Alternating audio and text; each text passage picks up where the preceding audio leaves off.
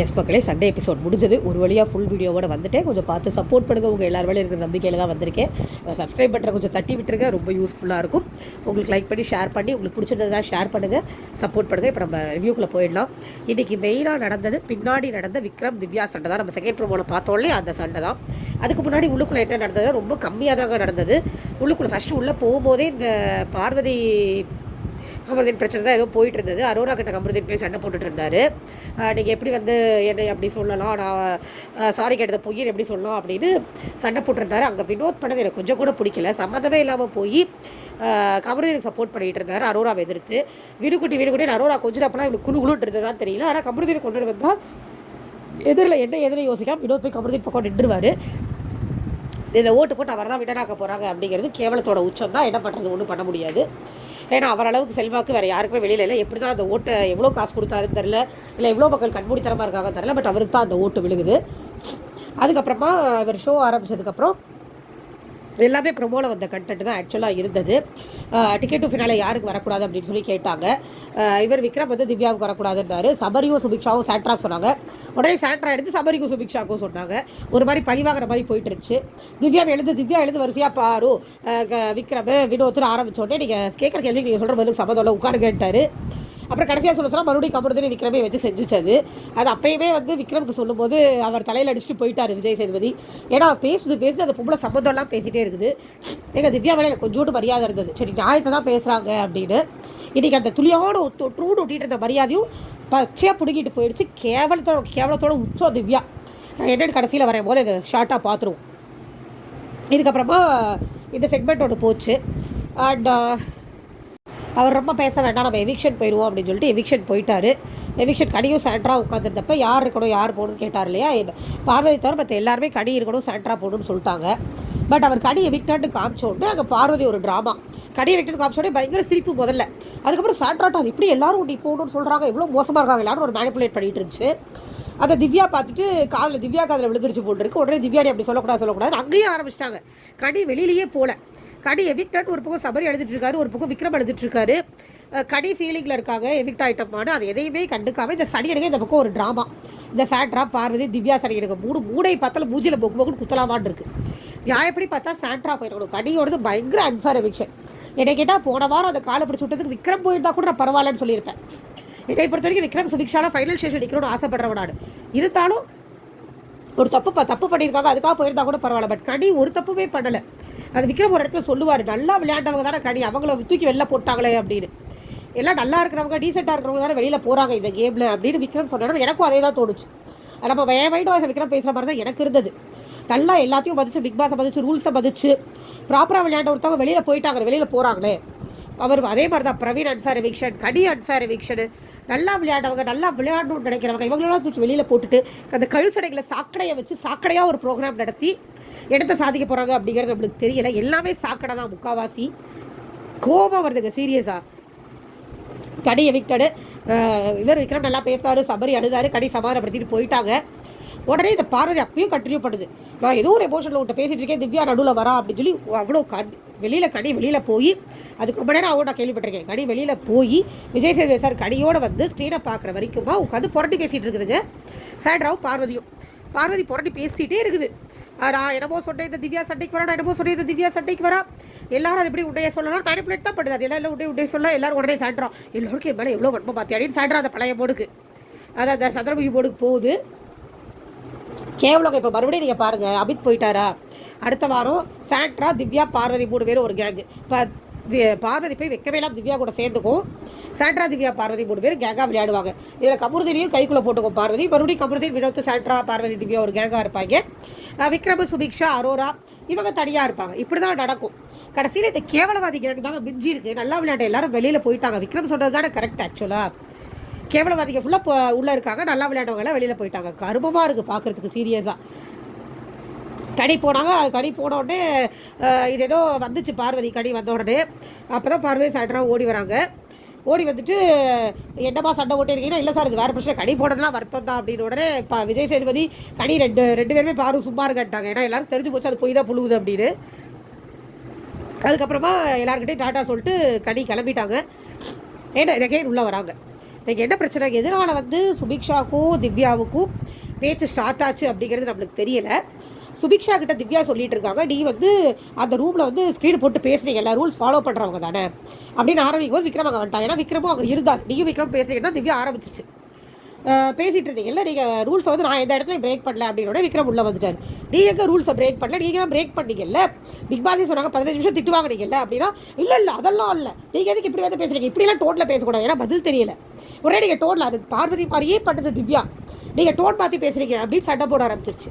உங்கள் வீட்டில் சொன்னாங்க இப்படி பண்ணுறீங்களா அப்படின்னு முதல்ல திவ்யா தான் கேட்டுச்சு. மக்களே நோட் த பாயிண்ட், வீட்டை இழுத்தது திவ்யா தான்.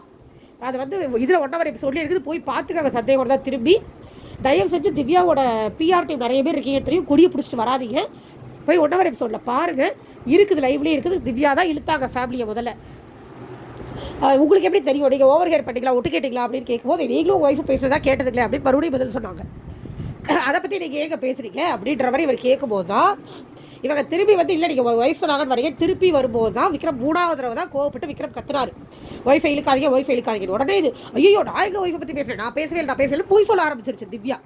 நீங்கள் பிரபோவில் பத்து அதான் கற்றுக்கிறது இருங்க, நான் பேசணும். அவர் கத்தி ஓஜிட்டு நான் பேசணும் இருக்குன்னா பேச மாட்டேன்னு ஓடுது. ஏன்னா திவ்யா கிட்ட நியாயமான பாயிண்ட் இல்லை, திவ்யா பேசுறது தப்பு. First of all rule break பற்றி பேசுகிற உரிமை திவ்யா கிடையாது. திவ்யாவும் சாண்ட்ராவும் போய் உட்காந்து பேசியிருக்காங்க அந்த ரூமில், அதே மாதிரி ஸ்க்ரீனை போட்டுட்டு பிக் பாஸ் மதிக்காமல் நைட்டு ஃபுல்லாக உட்காந்துருக்காங்க. ரூல் பிரேக் நான் பண்ணதே இல்லைன்ற வார்த்தையை திவ்யா சொல்லவே முடியாது. அதை தான் விக்ரம் சொன்னார். அதுக்கு தேவையான விக்ரம் ஃபேமிலி இழுத்தது திவ்யா. போகுது வெளியில் ஓடுது, எல்லாம் பின்னாடியே போகிறாங்க. கேளுங்க திவ்யா விக்ரம் சொல்கிறாரு, கேட்க மாட்டேங்குது. அப்புறம் சரி ஒரு பக்கமாக போய் அழுகுது. எல்லாரும் சரி விடு விக்ரம், அவங்க ரொம்ப அது ஆக்சுவலாக ஓவர் எமோஷனல் ட்ராமா போட்டுச்சு. ஓகே அவங்க ஓவர் எமோஷனாக விக்ரம்னா அவர் போய் ஒரு பக்கம் உட்காந்துட்டாரு. என்ன பண்ணுது, ஒரு மூலையில் போய் உட்காந்து புசு மூச்சு விட்டு மறுபடியும் வந்து நீ பாருங்க விக்ரம், நீங்கள் ரூட் நினச்சிக்கோங்க, என்ன நினச்சிக்கோங்க, நான் அப்படி தான் உங்கள்கிட்ட பேச மாட்டேன். அப்பயும் விக்ரம் இப்பயும் நீங்கள் தான் பேசுறீங்களா, நான் பேசணும் அப்படிங்கிறாரு. நீங்கள் பேசுறது நான் கேட்க மாட்டேன் அப்படின்ட்டு போகுது. நான் பேசிய திருவடி இவர் பின்னாடி போனால் அப்புறம் இவரை பிடிச்சி உட்கார வச்சிட்டாங்க ஒரு கட்டத்தில். இதே தான் பார்வதி திவ்யாவுக்கு பண்ணுச்சு. திவ்யா போகும்போது பார்வதி விட்ட பேச மாட்டேன் போடி அப்படின்ட்டு பூஜை திருப்பிட்டு போச்சு. அப்போ திவ்யா வந்து அப்படிலாம் நீங்கள் சொல்லக்கூடாது, இந்த வீட்டில் எல்லாருக்கும் பேசுறது உரிமை இருக்கு, நான் பேசுவேன் அப்படின்னாங்க. அதே திவ்யா கட் பண்ணால் 10 நிமிஷம் தான் இருக்கும். 10 நிமிஷத்தில் பார்வதி திவ்யா பண்ண திவ்யா விக்ரமுக்கு பண்ணுறாங்க. நான் பேச மாட்டேன் பூஜை திருப்பிட்டு போகிறாங்க. அப்போ நான் பார்வதியவே இங்கே நியாயம்னு சொல்கிற மாதிரி தானே இருக்குது. பார்வதி போனது நியாயம் தானே, திவ்யாட்ட பேச மாட்டேன் பூஜை திருப்பிட்டு போனது நியாயம் தானே. என்னை கேட்டால் பார்வதி மாதிரி தான் திவ்யாவை ஹேண்டில் பண்ணணும்னு எனக்கு தோணுது. பேச மாட்டேன் போடி, என்ன பண்ணுவியா பண்ணிக்கோன்னு போயிடணுன்னு இருக்குது. ஏன்னா சீரியஸாக ஆனால் அப்படி ஹேண்டில் பண்ணால் திவ்யா கரெக்டுன்ற மாதிரி ஆயிடுவீங்க. ஸோ விக்ரம் பண்ணால் தான் கரெக்டு. நான் அப்புறம் விக்ரம் வந்து வெளில உட்காந்து அரோரா சொல்லிட்டு இருக்காரு, நான் பேசுவேன், நான் டெய்லி பேசணும்னு கேட்பேன், அவங்க மாட்டேன்னு சொன்னால் சொல்லிட்டு போட்டோம் அப்படின்னு. இது என்ன பண்ணுது, உள்ளே போய் உட்காந்து இந்த திவ்யா சாண்ட்ராட்ட உட்காந்து டாப்பிக்கே டைவர்ட் பண்ணிடுச்சு. இப்போ எனக்கும் விக்ரமுக்கு சண்டை வந்தவங்க கபருதீன் கேட்டார், பார்வதிக்கு எனக்கும் சண்டை வந்தவங்க கபருதீன் கேட்டாரா? இப்போ அதுவா பிரச்சனை? விக்ரம் வந்து நான் இப்படிலாம் பண்ணுறேன்னு சொல்கிறாரு, அது அப்படி தானே பண்ணுறேன், பேச விட மாட்டேங்கிறதானம்மா, அவர் அதை தானே சொல்கிறாரு. இவ்வளோ பெரிய கான்வர்சேஷனில் திவ்யா விக்ரமை பேசவே விடலை. விக்ரம் ஓவரா கத்துற உடனே அதை விட பெரிய ட்ராமா தான் போட்டுச்சு. ஏன் அமைதியாக இருந்திருக்கலாமே, அமைதியாக இருந்து பேசியிருக்கலாமே. நான் உங்கள் ஃபேமிலியை அவரை தெளிவாக சொல்கிறேன், என் ஃபேமிலியை சொன்னேன், நான் சொல்லலை. நீ இதை சபரி கூட சொன்னார், அதனால் ஸ்க்ரீனை மூடிட்டு உள்ளே போனாங்க பேச தப்பாக இருக்குது திவ்யா அப்படின்னாரு. அதையும் விக்ரம் அட்ரஸ் பண்ணாரு, நான் அப்படியும் சொல்லலை. நான் சொன்னது நீ ரூல்ஸ் பிரேக் பண்ணலாம், நீ எப்படி சொல்லுவேன்? அதே மாதிரி என் ஃபேமிலி பேசுகிறத கேட்டு நான் பேசுகிறேன், நீ எப்படி சொல்லுவேன்? நீ சொல்லக்கூடாது அப்படின்னா இதை வந்து கரெக்டாக விக்ரம் பாயிண்ட்டாக சொல்லிட்டாருன்னா அவன் சாரி கேட்கணும். திவ்யாவுக்கு சாரி கேட்க வேணாம். திவ்யாவுக்கு வெளியில் 200% ஓட்டு இருக்குன்னு உள்ளுக்குள்ளே இன்ஃபர்மேஷன் வந்துருச்சு. அப்போ மேடம் கேட்டால் நம்மளுக்கு ஓட் ஹையில் இருக்குது, நம்ம என்ன வேணாலும் பண்ணலாம், நம்ம பிஆர் டீம் சூப்பராக ஒர்க் பண்ணுறாங்க அப்படிங்கிற ஒரு திமிரில் லபோதி போட் கற்றுதான் அந்த பண்ணாடை. சீரியஸாக நான் இவ்வளோ தூரத்துக்கு அசிங்கமாக யாரையும் இறங்கி பேசணும்னு நினைக்கிறேன் ஆளே இல்லைங்க. எனக்கு அதை கட்டுக்கடக்க முடியாத கோவம் வந்து பார்வதி மேலே தான் வரும் பொதுவாக. ஏன்னா அவங்க தான் டீசென்சினா கீழே இதை வந்து இப்போ சொல்லுது திவ்யா, எனக்கு தெரியும் டீசென்சி, எனக்கு தெரியும் டெக்கோரம், உனக்கு என்ன டீசென்சி என்ன டெக்கோரம் தெரியும், அடுத்தவங்களை பேச விடாமல் லபோதி போட் கத்துறதா உனக்கு தெரிஞ்ச டீசென்சி டெக்கோரமா அப்படின்னு நம்மளுக்கு கேட்க தோணுது. இல்லை சாண்ட்ரா வர திவ்யா பின்னாடியே போகுது. சரிடி புரியுது அமைதியாக என்ன புரியுது உனக்கு? அங்கே அவள் பண்ண தப்புன்னு பச்சையாக தெரியுது. அதே நேரம் இப்போ இன்னும் லைவ் வரல மக்களே, என்னன்னு தெரியல. 24/7 பழசு போயிட்டு இருக்கு. எந்நேரம் லைவ் வந்திருக்கணும். நான் அது லைவ் வந்ததுன்னா பார்த்துருக்காங்க வரேன், கண்டிப்பாக இது நைட்டு ஃபுல்லாக போகும்னு தான் நினைக்கிறேன். பேச விடலைன்னா என்ன அர்த்தம்? 2 வார்த்தை பேசுகிறோன்னே அவள் ஓவர் ஏற்படி பேசிடுது அந்த பொம்பளை. அதைத்தான் சொல்கிறாரு விக்ரம், வாயை மூடிட்டு உட்காந்து பேச விடு எதிரில் இருக்கிறவங்கள. அப்படியே எனக்கு என்னன்னா திவ்யாவோட கேம் பிளேவே அதுதான் தோணுது. அவங்க வந்து பாயிண்ட்டை வச்சுட்டு போயிடுவாங்க, எதிரில் இருக்கிறவங்க பேசக்கூடாது. இவங்க பேசுகிற பாயிண்ட்டை வச்சு திவ்யா சொல்கிறது கரெக்டு வெளியில் இவங்க பிஆர் டீம் பண்ணுவாங்க. நான் இப்பயும் சொல்கிறேன், திவ்யா கரெக்டாக பேசுகிறப்ப நானே கரெக்டுன்னு சொல்லியிருக்கேன். இன்றைக்கி திவ்யா பண்ணது ரொம்ப தப்பு, ரொம்ப தப்பு. விக்ரம் ஓவர் ரியாக்ட் பண்ண மாதிரி தான் ப்ரொமோவில் காமிச்சாங்க. ஒருவேளை விக்ரம டிஃபேம் பண்ணி திவ்யாவை இது பண்ண ட்ரை பண்ணுறாங்களான்னு எனக்கு தெரியல. ஆனால் ஓவர் ஆக்ஷன் பண்ண திவ்யா தான். விக்ரம் அங்கே ரியாக்ட் ஆனது கரெக்டு தான் என்னை பொறுத்த வரைக்கும். அவங்க 3வது தடவை ஃபேமிலி இழுத்தாங்க. அவர் அதனால தான் ரியாக்ஷனே கொடுத்தாரு சீரியஸாக.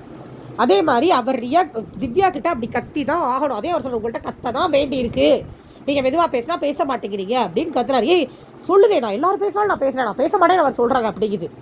அதாவது இது பேசுறது எதிரில் இருக்கிறவங்க கேட்கணும். அது என்னத்துக்கு பேசிட்டு வினோத் கூட சண்டை, கமருதீன் கூட சண்டை. அங்கே அது பேசிச்சு தான் சாண்ட்ரா கிடையாது, சாண்ட்ரா அமைதியார் மட்டும் சொல்லிட்டு இருந்தாங்க. இதை கூத்தெல்லாம் நடக்குது. ஒரு பக்கம் பார்வதி கால் மேலே கால் போட்டு உட்காந்து வேடிக்கை பார்க்குது ஜாலியாக. இது என்ன மாதிரி ஒரு ஆக்ஷன்? அங்கே அவ்வளோ பிரச்சனை, அவ்வளோ எமோஷன்ஸ் போயிட்டு இருக்குது. இந்த பொம்பளைக்குனா எல்லாரும் வரணும், எமோஷனை கண்டிக்க. ஆனால் எனக்கு சீரியஸாக எனக்கு எதுவுமே பேசுகிறதுக்கே ஒன்றுமே கிடையாது. ஏன்னா இதில் நம்ம கருத்து சொல்கிறதுக்கே ஒன்றும் இல்லை. இந்த டிசிஷன் வந்து மக்கள் எடுக்கிறாங்களா இல்லை சேனல் எடுக்குதானே எனக்கு தெரியல. மோரோவர் எனக்கு கோபம் வருது என்னன்னா, காசு வாங்கிட்டு ரிவ்யூ பண்ணுறவங்க மேலே தான். எனக்கு சேனல் மேலே கூட பெருசாக கோபம் இல்லை. ஏன்னா காசை வாங்கிட்டு ஒரு கூட்டம் இதை பண்ணும்போது நம்ம சேனல் நம்ம ஒன்றுமே சொல்ல முடியாது. அவங்களுக்கு அது வசதியாக தானே போயிடுது. இப்போ ஒரு பக்கம் ஒரு கூட்டமே பாரு correct, Divya correct, Vinod correct கூவிட்டு இருக்காங்க.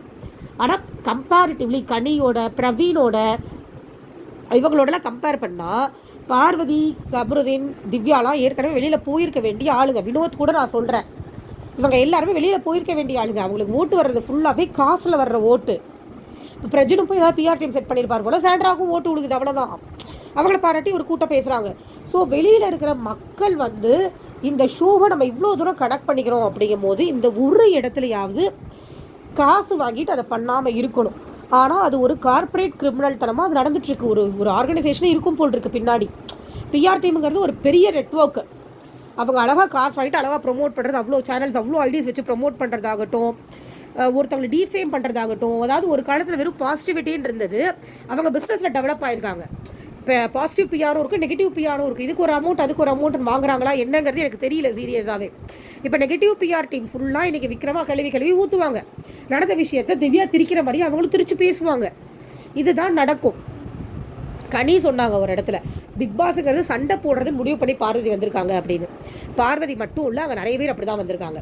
பார்வதியாக சண்டை போடுறது முடிவு பண்ணி வந்திருக்காங்க. திவ்யானா நம்ம பிஆர் டீம் வச்சிட்டோம், சூப்பர், நம்ம ஜெயிச்சிருவோம், என்ன வேணாலும் பண்ணிக்கலாம், எப்படி வேணாலும் பேசிக்கலாம் அப்படின்னு. இப்போ திவ்யா நடத்துக்கிறத பார்த்தா நம்ம கமருதீன் மேலே கூட பெருசாக குறை சொல்ல முடியாது போல் இருக்கு. இப்படி இருக்கிற ஒரு ஜென்மத்தில் யாரால பேச முடியும் சொல்லுங்க? நான் சீரியஸாக சொல்கிறேன். கம்ப்ளீட்டாங்க இது வந்து எப்போ பணமாக போச்சோ அப்போலேருந்து இந்த ஷோ நாசமாக போச்சு. அதுதான் உண்மை. சீரியஸாகவே கனி வந்து பயங்கர அன்ஃபேர் எவிக்ஷன். நான் எப்படி பார்த்தா சாண்ட்ரா தான் போயிருக்கணும். விக்ரம் புலம்புனார் கடைசியில் ஒரு இடத்துல. சுபிக்ஷா வந்து சொன்னாங்க, நம்ம வந்து அக்கௌண்டபிலிட்டி எடுத்துட்டோம்ல விக்ரம், நம்ம வந்து மேலே இருப்போம் அப்படின்னு. அவர் கரெக்டாக சொன்னார், இங்கடி மேலே இருக்குது, கனி அக்கௌண்டபிலிட்டி எடுத்து நல்லா தானே இருந்தாங்க, அவங்கள தூக்கி வெளியில் போட்டாங்கல்ல அப்படின்னு கரெக்டாக சொல்லி புலம்புனார் ஒரு இடத்துல. அந்த கடைசியில் இந்த சண்டை போயிட்டு இருக்கிறப்ப அப்போ சுபிக்ஷா வாயை பிடிச்சி அதுக்கும் என்ன சொல்லிட்டு தரேன். ஏன்னா சுபிக்ஷாவும் போயிருக்க வேண்டியது இந்த வாரம். சுபிக்ஷாக்கு பதிலாக தான் கனி பலியாடு. ஆனால் நீங்கள் சுபிக்ஷாக்கு பதிலாக கனியை பலி கொடுத்துருக்கக்கூடாது, சாண்ட்ராவில் கொடுத்துருக்கணும், பலி கொடுக்கணும் முடிவு பண்ணா. ப்ராப்பராக அந்த கேமுக்கு சின்சியராக, சரி சாண்ட்ரா சின்சியராக இருக்காங்கன்னே வச்சுக்கோங்க. தைரியமாக கமருதீனையும் பார்வையோ தூக்க வேண்டியதானே, ஏன் தூக்கலை? ரூல்ஸ் ஃபாலோ பண்ணலன்னு தூக்கி வெளில போடுங்க. பார்வதியும் கமருதீனும் வேணும், ஏன்னா அது டர்ட்டி கண்டென்ட், அதை பார்க்குறதுக்கு மக்கள் இருக்காங்க. கனி வேண்டாம், ஏன்னா கனி டீசெண்டாக உண்மையிலேயே இருந்தாங்க. இந்த டீசென்சி டெக்கோரம்னு வார்த்தையில் மட்டும் சொல்லிட்டு விஜய் சேதுபதியே கடுப்பாக்குற அளவுக்கு ஒரு பைத்தியம் பேசிட்டு சுற்றுதில் உள்ள திவ்யான ஒரு பைத்தியம். அது மாதிரி இல்லாமல் உண்மையாகவே டீசென்சி டெக்கோரம் டிசிப்ளின்லாம் மெயின்டைன் பண்ண ஆளு கனி. அதை வார்த்தையில் சொல்லிட்டு செயலில் மெயின்டைன் பண்ணாமல் இருந்தால் தான் அந்த வீட்டுக்குள்ளே வச்சுப்பாங்க. வார்த்தையில செயலில் இருந்தால் வச்சுக்க மாட்டாங்க. இப்போ அடுத்த பலியாடி யார்? அரோராவும் சுபிக்ஷாவும் விக்ரமும். இப்போ ஃபைனல்ஸ் போகிறது யார்? கமருதீன், பார்வதி, வினோத், திவ்யா, சாண்ட்ரா. போய் தொலைங்கன்றா. நான் இந்த கிளவு தான் நடக்க போகுதுன்னா இந்த கருமத்தை நம்ம பார்த்து என்ன பண்ணுறது, ரிவ்யூ பண்ணி என்ன பண்ணுறது, புலம்பி என்ன பண்ணுறது? அவங்க என்னவோ பண்ணிட்டு போட்டு மக்களே, நம்ம பக்கம் நியாயத்தை நம்ம சொல்கிறோம். உங்களுக்கு என்னோட ரிவ்யூ பிடிச்சிருந்தது, என்னோட பாயிண்ட் ஆஃப் வியூ பிடிச்சிருந்தது அப்படின்னா சப்போர்ட் பண்ணுங்கள். ஏன்னா இதில் நம்ம பேசுகிறதுக்கு எதுவுமே இல்லை. இது கம்ப்ளீட்டாக பிஆர்டி அண்ட் சேனலோட டிசிஷன். யாருமே பர்சனலாக எடுத்துக்காதீங்க, யாருமே பர்சனலாக டென்ஷன் ஆகாதீங்க. இது என்னோட கருத்து. உங்களுக்கு மாற்று கருத்து இருந்தாலும் ஒன்றும் பண்ண முடியாது. நீங்கள் பிஆர் டீமாக இருந்தாலும் என்னால் ஒன்றும் பண்ண முடியாது. நீங்கள் இங்கே வந்து அசிங்கமாக பேசுகிறதுக்காக நான் ரிவ்யூ நிறுத்த போகிறதில்ல. நான் எனக்கு தோன்றதை சொல்லிட்டு தான் இருப்பேன். பட் இது வந்து game show and it happens. இது கார்பரேட் கிரிமினலான ஒரு கேம் ஷோ, மக்கள் ரிலேட்டடான கேம் ஷோ கிடையாது. பார்ப்போம், என்ஜாய் பண்ணுவோம். நான் ரிவ்யூ போடுறேன். உங்களுக்கு பிடிச்சிருந்தா உங்களோட கருத்து கூட ஒத்து போச்சுன்னா நீங்களும் கேட்டு என்ஜாய் பண்ணுங்கள். நம்ம நாளைக்கு என்ன ஆகுதுன்னு பார்க்கலாம். லைவில் ஏதாவது நடந்ததுனால நான் போட ட்ரை பண்ணுறேன். லைவ் வந்ததான்னு தெரில, நான் போய் பார்க்குறேன். ஜாலியாக பார்க்கலாம், என்ஜாய் பண்ணலாம். தள்ளி வச்சு பாருங்கள் மைண்ட்லேருந்து. நம்மளை அறியாமல் கனெக்ட் ஆகுது. எனக்கே என்னை அறியாமல் கனெக்ட் ஆகிப்பதே இப்போ நான் லபோதிபோன்னு கத்திட்டு இருந்தேன். பட் யோசிக்கும் போது அது தேவையில்லைன்னு தான் தோணுது. ஏன்னா அவங்க நினைக்கிறதா நடக்கவே ஒழிய மக்களாக நம்மளால் ஒன்றுமே பண்ண முடியாது. ஸோ வேடிக்கை மட்டும் பார்ப்போம். Thank you so much. நாளை சந்திக்கலாம். Bye by.